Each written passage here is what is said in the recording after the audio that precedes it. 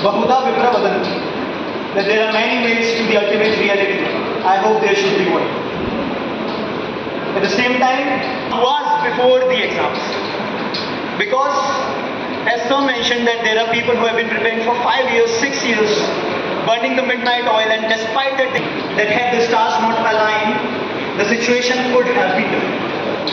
And that keeps me humble. Bansal sir said that what happened to me when the result came out.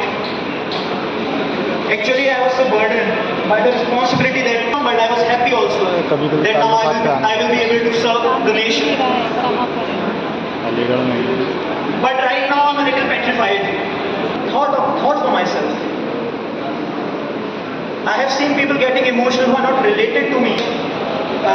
I can be very frank with you all that it was not a marathon for me, rather a sprint. Father George Paul was addressing me and I could not understand a single word of English.